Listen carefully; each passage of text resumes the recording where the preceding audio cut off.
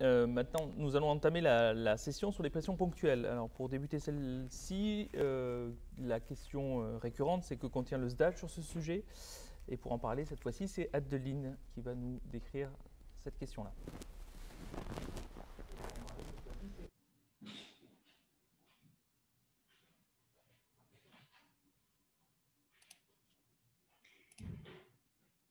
Merci de me passer la parole. Je vais demander à Jean-Baptiste de bien vouloir projeter notre diaporama.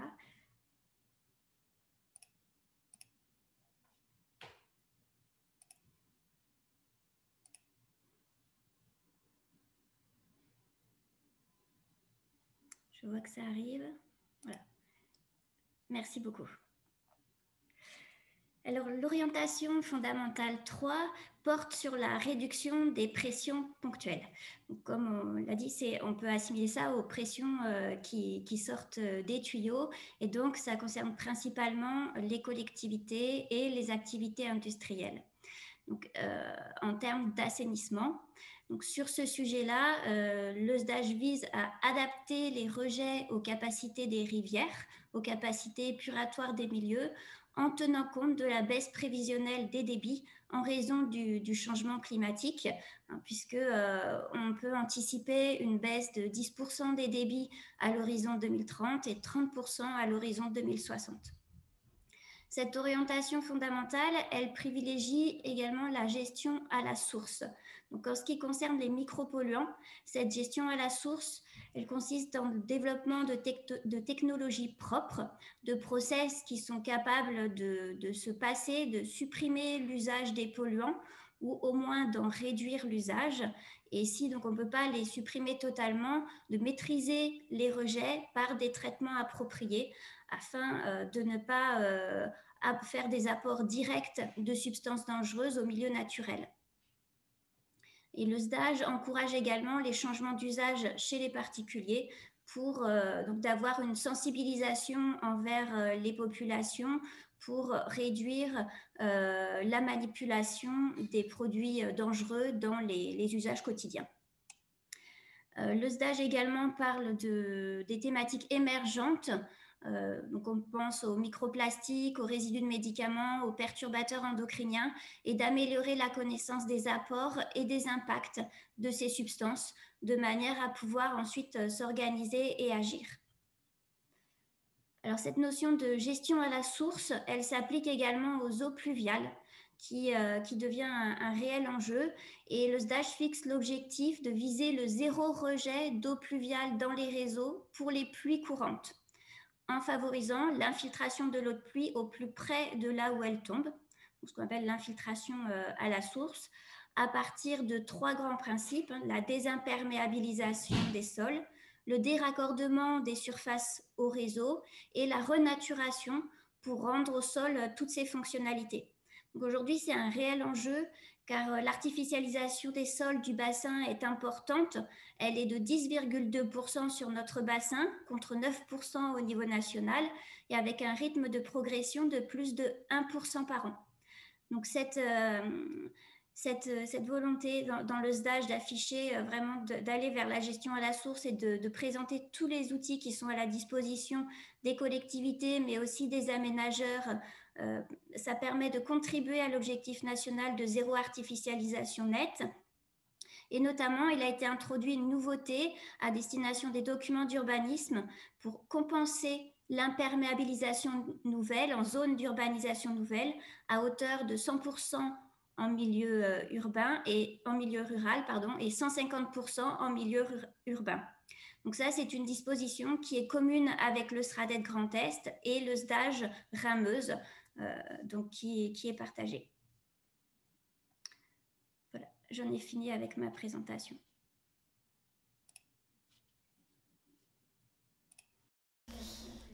Merci Adeline. Alors pour illustrer cette orientation fondamentale, nous allons prendre quelques petits risques. On en a pris quelques-uns, mais là, ça va être le summum, je pense. Je vais passer la parole en direct à Monsieur Didier Zambo, qui est président du syndicat mixte Germain Guérard, et à Fabrice Capige, qui est chef du service investissement des collectivités de l'industrie des milieux aquatiques à la direction Vallée de Marne, de l'agence de l'eau, qui vont nous parler de la construction en 2016 de la station d'épuration de Souilly, une station innovante en milieu rural qui répond aux attentes du futur stage. Monsieur Zambeau, pouvez-vous nous présenter votre syndicat ainsi que le projet de Souilly? Ok. D'accord, mais merci, bonjour à tous. Donc, je préside le syndicat mixte Germain Guérard depuis 10 ans. C'est un syndicat eau assainissement dans le département de la Meuse, centre-ouest Meuse. Il a été créé en 1954 au départ sur 3 villages pour 300 habitants. Aujourd'hui, nous desservons l'eau sur 67 villages pour 9000 habitants. Donc, nous sommes dans un secteur très rural. Notre gros handicap, c'est 300 km de canalisation pour 4500 abonnés. Le plus gros village fait 450 habitants, le plus petit, 10. Nous vendons 700 000 m3 d'eau aux abonnés, 55% aux abonnés, 55% domestiques, 55% agricole. Et nous vendons également 100 000 m3 à une laiterie. Le syndicat emploie 8 salariés et nous travaillons en régie pour les travaux de fuite et de branchement. Donc, en 2007, le syndicat mixte a pris la compétence assainissement. Nous gérons 5200 installations en SPANC réparties sur 91 villages sur lesquels nous avons engagé avec l'agence Normandie des opérations de réhabilitation. 3 communes ont fait le choix de réaliser un assainissement collectif, dont la commune de Souilly. C'est une commune très connue dans l'histoire de la bataille de Verdun. En 1916, c'était le quartier général de l'armée française. Ce village se situe en tête de bassin de la rivière la Couzance, qui est un affluent de l'Aisne. En partenariat avec la commune, l'ARS, la DDT, le département de la Meuse, l'agence Seine-Normandie, Antea Group, notre maître d'œuvre, et le syndicat, donc nous avons fait le choix d'un réseau unitaire pour le traitement d'un filtre planté de roseaux à 2 étages. Suite à l'étude d'impact, l'agence Seine-Normandie nous a incité à nous orienter vers une zone de dispersion végétalisée en complément de la steppe, afin d'éviter tout rejet sur la rivière en période d'étiage. Il nous avait été suggéré à l'époque une peuplerée. Bon, nous avons, après réflexion, abandonné cette idée parce que les peupleraies acidifient un peu l'eau et surtout la récolte impose des engins lourds risquant d'endommager la zone que l'on va aménager. Donc, nous avons créé une zone de 4000 m² plantée pour moitié en oseraie, moitié en aulne, sachant que ces 2 espèces sont valorisables. La vannerie pour l'oseraie en débardage manuel et donc en débardage en perche avec des chevaux pour l'aulne. L'aulne est un bois proche du châtaignier qui est très utilisé dans notre région pour réhabiliter en tradition argonnaise, en bardage et en toiture. Voilà un petit peu notre projet tel qu'il a été réalisé. Merci. Je reviendrai pour un peu parler du bilan tout à l'heure. Oui, merci M. Zambeau. Moi, je vais reprendre la parole pour évoquer finalement quels étaient les résultats de l'étude d'impact qui nous a permis, qui nous a obligés finalement à revoir un peu l'avant-projet. Alors, comme vous le disiez, M. Zambeau, la Couzance, c'est un cours d'eau qui se situe en tête de bassin versant, dont le débit en période d'été, ce qu'on appelle le débit d'étiage, est très faible. Sa qualité physico-chimique avant la réalisation du projet était médiocre.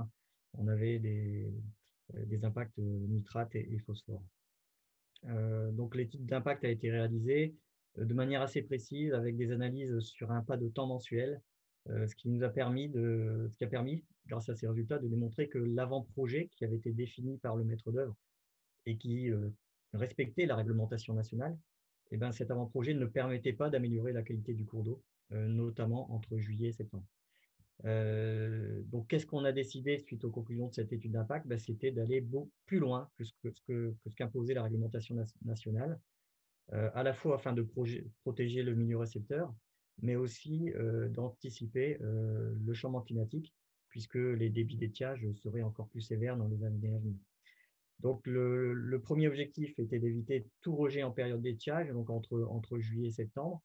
La nature du sol ne permettait pas d'imaginer une infiltration des rejets directs. C'est pourquoi il a été proposé de concevoir un traitement de finition.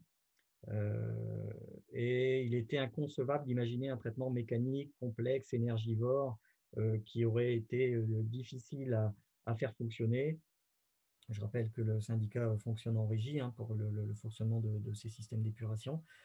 Donc, le maître d'ouvrage s'est orienté sur l'implantation d'une zone de dispersion végétalisée que M. Zambo vous avez décrit tout à l'heure, avec des essences végétales à fort pouvoir évapotranspirant, ce qui permet, dans la période de juin à octobre, que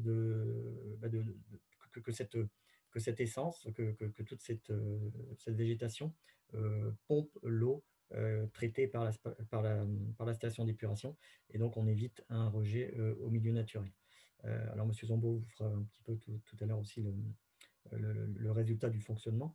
Ce que je voulais dire aussi, c'était que finalement, on a demandé un effort financier important du maître d'ouvrage, puisque lui demander d'aller au-delà de la réglementation, donc de créer une zone de dispersion végétalisée, c'était pour lui un surcoût de 23% par rapport au projet initial, un surcoût financier.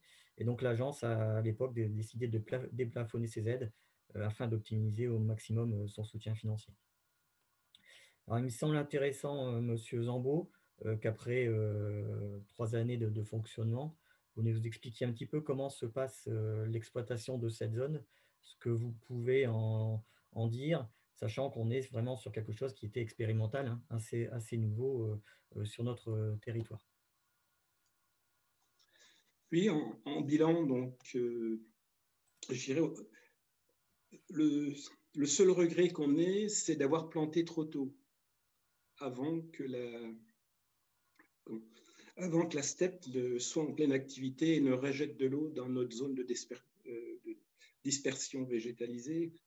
Donc, en plus, c'était 2018, 2019, 2020, 3 années très sèches, et le taux de reprise a été très difficile.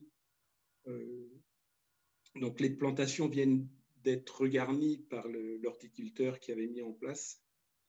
Et donc, on pense que dans les années à venir, on croise les doigts, voilà, pour des étés un peu plus agréables que les derniers qu'on a connus. Alors, malgré la mauvaise reprise des arbustes, l'objectif de la zone a été atteint, c'est l'herbe qui a pris le relais, et on ne constate aucun rejet sur la rivière. C'était surtout le but d'évaporer au maximum. Donc, c'est l'herbe qui évapore. Et ce que je pourrais dire en conclusion, c'est que cette zone, elle est très efficace. Elle va créer en plus en quelques années une zone humide avec la flore et la faune qui s'y installent.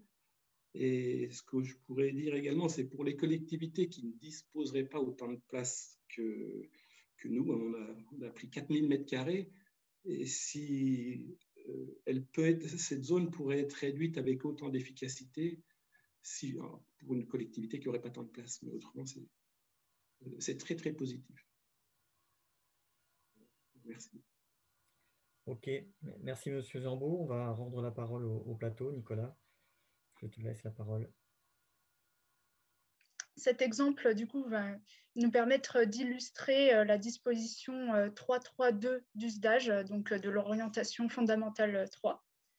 Donc, cette disposition consiste en fait demande l'adaptation aux objectifs du SDAGE des rejets des installations des collectivités et des activités industrielles et agricoles, et donc tout en tenant bien compte des effets du changement climatique. Donc, plus concrètement, la disposition nous dit que le respect des objectifs d'état des masses d'eau, donc quelle que soit l'échéance, doit impliquer l'évaluation de l'impact local et aussi des effets cumulés des rejets, ainsi que l'adaptation des rejets aux conditions du milieu.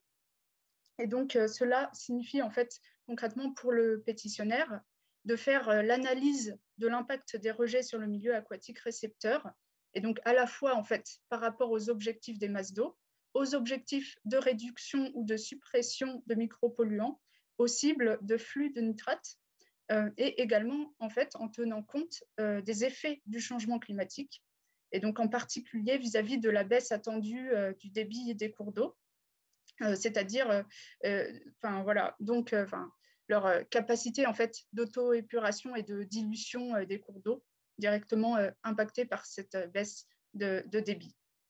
Donc cette baisse en fait est estimée à 10% du QMNA5 d'ici 2030 et 30% d'ici 2060. Donc pour préciser, le QMNA5 en fait c'est le débit d'étiage qui a une probabilité de 20% de se produire chaque année. Donc le pétitionnaire doit également prendre en compte l'adaptation des rejets en mettant en œuvre les meilleures techniques disponibles pour réduire leur impact sur le milieu récepteur. Et également, si nécessaire, il doit mettre en œuvre des mesures permanentes qui vont porter sur l'hydromorphologie du cours d'eau récepteur ou sur les milieux humides impactés. Voilà.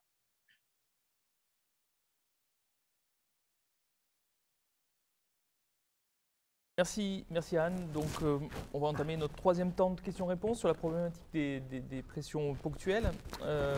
Alors, nous avons eu une question sur Internet, sur l'adresse mail. Je vais la garder juste après. On va commencer par une question à peut-être Adeline.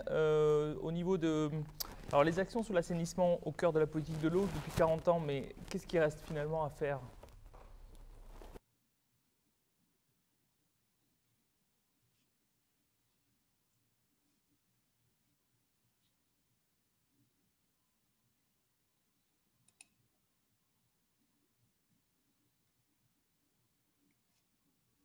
Oui, alors sur effectivement, beaucoup de progrès ont été accomplis sur l'assainissement qui a été le cœur de métier de l'Agence de l'eau. L'état des lieux réalisé en 2019 a été l'occasion de faire une comparaison entre 2013 et 2019 et il a mis en évidence une baisse nette des flux annuels rejetés pour tous les paramètres, par exemple 32% en moins pour l'azote. Et le nombre de rejets qui dégradent la qualité des cours d'eau a également été presque divisé par 2 en 6 ans. Et ça, c'est des résultats d'autant plus significatifs que la population raccordée a augmenté. Donc globalement, c'est positif, même s'il reste des situations comme celles qui ont été évoquées, des têtes de bassin versant, où la pression reste forte par rapport aux capacités, au débit du cours d'eau. Alors pour les enjeux à venir, il y a le changement climatique qui va nous impacter, comme Anne l'a souligné, les débits des milieux récepteurs avec des baisses progressives, mais déjà on envisage moins 10% en 2030, donc c'est demain, et donc rendre ces cours d'eau plus sensibles aux pollutions.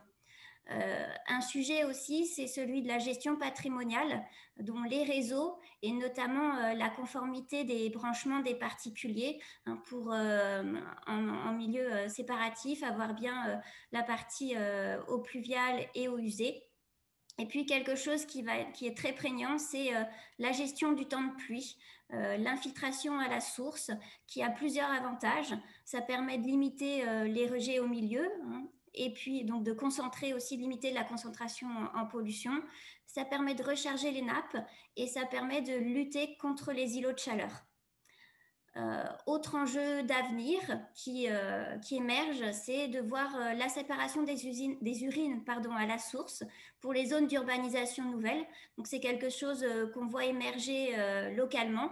Donc il y a à la fois un enjeu de qualité énergétique et un enjeu de valorisation agronomique derrière.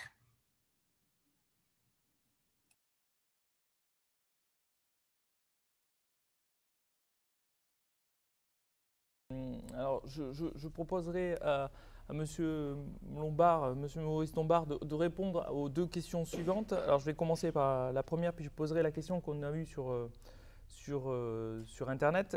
Ma première question est, Monsieur Lombard, vous êtes un élu d'une collectivité et aussi un représentant d'un groupe industriel au comité de bassin. Quelle problématique pensez-vous primordiale à solutionner pour ce dernier cycle au niveau des pressions ponctuelles ? Bien, merci Nicolas. Pour la partie de construction à casquette d'industriel, Il est clair que de gros efforts ont été faits en matière d'assainissement. Je crois que de ce côté-là, on ne peut que se féliciter, bien sûr, avec l'accompagnement de l'Agence de l'eau. Alors, en matière de micropolluants, ce qui était un des points qu'on évoquait, et ça passe de plus en plus par la mise en place de technologies innovantes. On le voit bien dans les projets qui nous sont présentés au niveau de la commission des aides. Et donc, je dirais, l'évolution technologique permet bien sûr d'avoir de nouveaux accès à de nouveaux procédés. J'en citerai un en particulier, tout ce qui est séparation membranaire, qui nous permet quand même de traiter les effluents avant rejet dans le milieu naturel pour supprimer certains micropolluants. Et puis, je dirais aussi des changements eux-mêmes de procédés et qui permettent bien sûr de supprimer l'utilisation d'auxiliaires technologiques ou d'ingrédients qui, in fine, rejettent dans le milieu naturel. Donc, je pense que ça passe par ces points-là. C'est des points sur lesquels, malgré, je dirais, le regret qu'on a toujours, c'est que la vie industrielle ou l'activité industrielle diminue en France, mais les projets sont quand même encore assez importants qui nous sont présentés. Et je pense que c'est un des points sur lesquels les industriels continuent à travailler, même, je dirais, dans le contexte que nous vivons. Si je passe après à la second point, à ma grande casquette au niveau d'élus, on ne va pas rephraser, je ne vais pas rephraser ce qu'on vient de dire depuis quelques minutes sur la partie, je dirais, infiltration à la parcelle au niveau de chaque projet d'urbanisme nouveau. Je dirais qu'aujourd'hui, c'est une règle qui est de plus en plus prise en compte. On en voit bien, je dirais, on a bien vu sur les années qui précèdent que l'importance de plus en plus de l'impact de l'urbanisation croissante qui a entraîné un certain nombre de désagréments. Alors, je fais juste une parenthèse à ce niveau-là. Je rappelle que cet après-midi, l'après-midi est consacré à ce sujet-là. Donc, pour ceux qui n'y seraient pas inscrits ce matin, venez ici cet après-midi. C'est vrai que c'est un dossier très important. Et je pense que c'est un point sur lequel les collectivités qui n'avaient peut-être pas pris en compte cette priorité au préalable, dans la mesure où avant on travaillait beaucoup sur ce que c'était l'assainissement collectif et non collectif, en particulier dans le cadre des zonages. Et aujourd'hui, il faut bien intégrer dans tout ce qui est zonage aussi la gestion des eaux pluviales au niveau de la partie urbaine. Donc ça, c'est un point sur lequel il faut bien sûr que les collectivités travaillent, qui se mettent en conformité avec la réglementation. Et après, au niveau opérationnel, eh bien, c'est intégré dans les documents d'urbanisme, je dirais, la gestion à la parcelle de tout ce qui est flux d'eau pluviale, des eaux courantes, enfin les pluies courantes, pour qu'il n'y ait pas de rejet, bien sûr, dans la mesure du possible. Voilà. Donc, alors la question, je ne sais pas si je peux reprendre la question, Nicolas, qui a été citée, je la lis. En matière d'urbanisme, l'État incite à la densification urbaine dans les communes pouvant impliquer la suppression d'espaces naturels et végétalisés en zone urbaine. Donc c'est une contradiction pour c'est M. Lefort qui pose la question, une contradiction avec l'orientation de désappartementisation du SDAGE. Comment faire évoluer cette contradiction? Alors, est-ce que c'est une contradiction? Peut-être au premier niveau, c'est une contradiction, mais en tout cas, ce que l'on incite à travers l'action de l'Agence de l'eau et du SDAGE, c'est bien à chaque fois que l'on peut, au niveau de la partie urbaine, trouver des solutions pour supprimer les rejets d'eau pluviale et dans le milieu naturel, soit directement, soit par les stations d'épuration, c'est encore pire, je dirais, parce que la station d'épuration, ça perturbe le fonctionnement épuratoire de la station. Et donc, je ne pense pas que ce soit totalement contradictoire. Il est bien sûr difficile, plus difficile, on a vu l'exemple là qui nous était cité dans la Meuse, qu'on a l'espace naturel, rural, on peut traiter plus facilement, bien sûr, mais on a aussi des exemples dans les milieux urbains très concentrés, d'exemples de gestion des eaux pluviales. Pour citer un exemple, nous avons été au niveau de la commission des aides l'année dernière, nous avons visité une station, des travaux qui ont été effectués sur la commune de Neuilly-sur-Seine, pas sur Marne, sur Seine. Donc vous imaginez, tout le monde connaît bien Neuilly et son urbanisation. Et donc, nous avons montré, on a pu visiter des travaux qui ont été faits pour gérer la partie eau pluviale sur le grand boulevard qui rejoint, je dirais, la Seine, qui traverse la Seine pour aller à la Défense. Et donc, je pense que ce n'est pas totalement contradictoire, même si, on en convient, ça a des coûts certainement supérieurs à la gestion en milieu agricole, oui, en milieu rural. Mais je pense que c'est surtout l'intégration dès la conception du projet d'urbanisme qu'il faut intégrer ces projets, enfin, ces problématiques de désimperméabilisation et d'infiltration. Là aussi, pour citer un exemple, nous avions il y a 2 jours, mercredi, donc la commission des aides. Et je peux vous tenir informé, enfin je peux vous remonter l'information, M. BDM aussi était avec nous bien sûr, que ces sujets de désimperméabilisation font l'objet de beaucoup de discussions. Nous avons beaucoup d'exemples qui sont cités, qui sont de projets qui nous sont soumis, pas toujours facile à appréhender, dans la mesure où parfois il faut encore y avoir du travail parce que c'est un sujet nouveau, mais je pense que les expériences qui sont mises en place aujourd'hui dans de nombreux endroits pourront être reprises et permettront, je dirais, à ceux qui sont en charge de gérer ces problématiques pluviales d'avoir des exemples concrets pour être mis en œuvre dans leur secteur personnel. Voilà. Merci M. Lombard, merci à Pascal Lefort, donc, qui est maire de Caupertry et vice-président de la CAC en charge de l'eau et de l'assainissement. Il me semble d'avoir posé cette question clairement. Il s'agit aussi d'une question à remonter au niveau des avis et qui serait effectivement à permettre à reformuler éventuellement une disposition du stage si elle induit cette contradiction-là.